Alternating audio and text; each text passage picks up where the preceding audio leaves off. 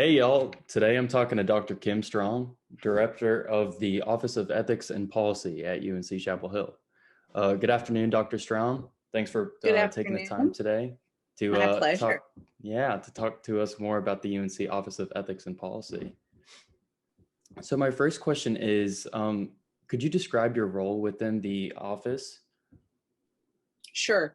So I'm Director of the Office of Ethics and Policy, and actually our segment, our part of institutional integrity and risk management, we're sort of one of the founding units of it.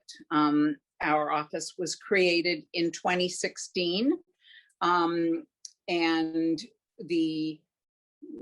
after the athletic scandal at Carolina, the Chancellor Folt appointed two working groups, one to look at policy and procedures and another to look at ethics and integrity. And I can say more about those groups, but the result of both groups was that we needed an office such as ours. So although I'm a faculty member and have an appointment at School of Social Work, I was also selected in this administrative role to be the leader of the office and to help create it. So carrying out the vision from the working groups. Wonderful. And what are some of your responsibilities as director? So I supervise the other staff. And I am the link to George Battle and senior leadership. And I work particularly because my research area is ethics and integrity. I kind of focus on that area of our mission, helping to. The way we conceive of our office is that policies are important for any organization. They explicate what behavior is expected, but a lot of behavior is controlled by norms and, even the norms of whether to follow policies or not. And so part of our office, which Jen Daniil and Matt Teal work on most carefully, most closely, focuses on trying to centralize and make transparent the policymaking process at the university, and trying to make sure that we review our policies and keep those up to date. And so I'm somewhat involved with that process, but then I'm most deeply involved with how to create a culture of integrity. And so I work with colleagues around campus, trying to support people who are doing the right thing. I also am the sort of central administrator of the university's anonymous hotline, which is the Carolina Ethics Line, and sort of manage those reports as well. So a variety of things, mostly having to do with training and talking and supporting a culture of integrity. Sounds like you wear many hats. I like it that way. So how has the COVID-19 pandemic affected your role in the Office of Ethics and Policy?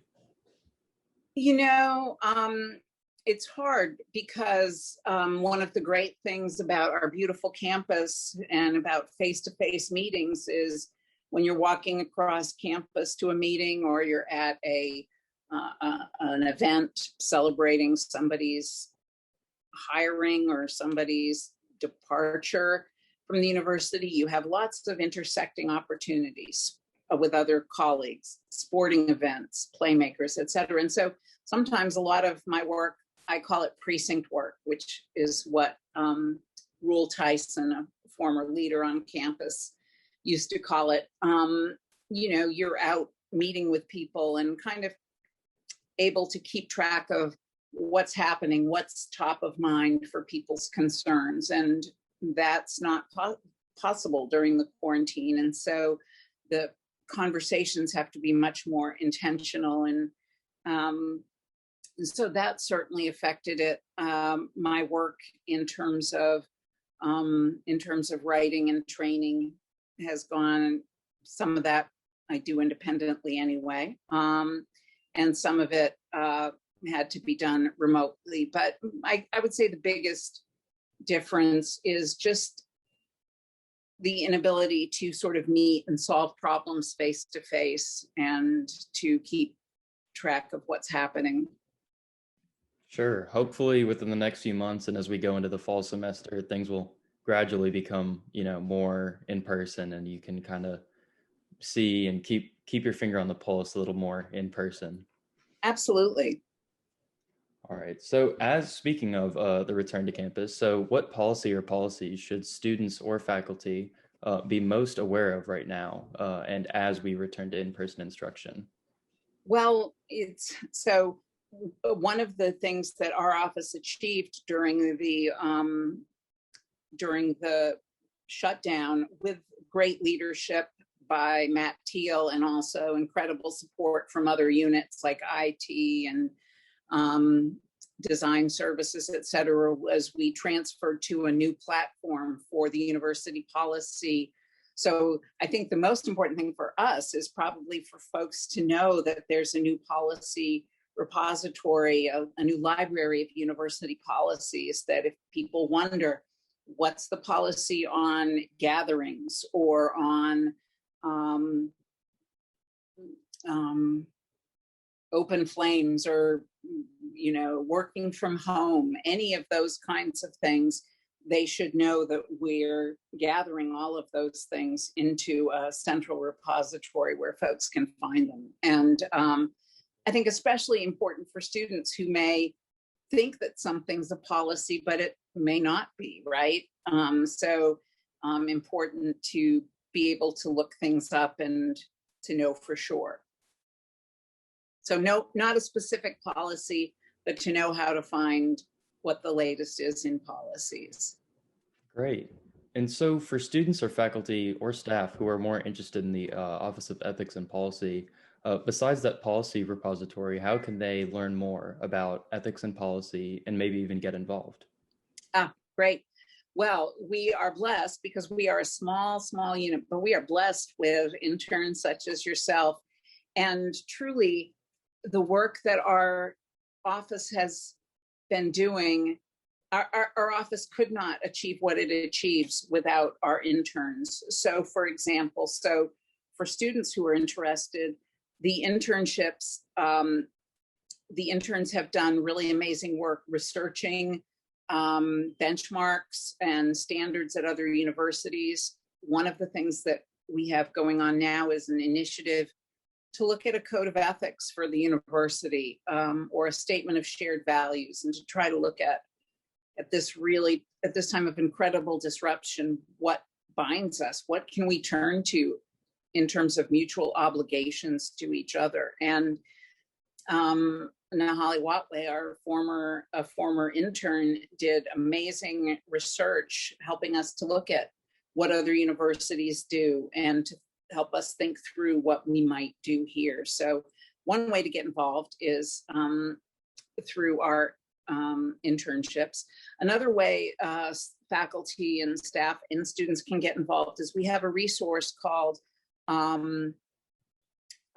Speak Up Carolina, and it's maybe you can insert the hyperlink into this conversation. It's a resource that talks about how to have difficult conversations. So it will provide a vignette of something that may have been said in the workplace or the classroom or the community, and give some examples of how to respond to that in a way that both sets boundaries but de-escalates, and so two ways people can get involved. One is look at it.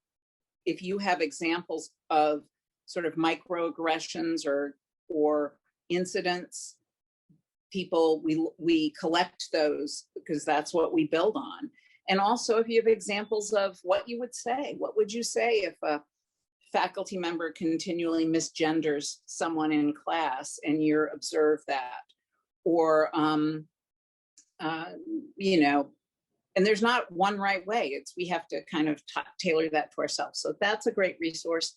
And I think it's also would be really helpful for folks to help spread the word about our anonymous hotline, Carolina Ethics Line, which, there are a lot of avenues for redress, but sometimes folks are not comfortable using those. So that's another thing. And otherwise, just reaching out, because if you haven't found something that helps connect, we can probably help with that. So Great. Well, thank you so much for talking to me, Dr. Strom. yeah, thanks for taking the time, Jatin. Of course.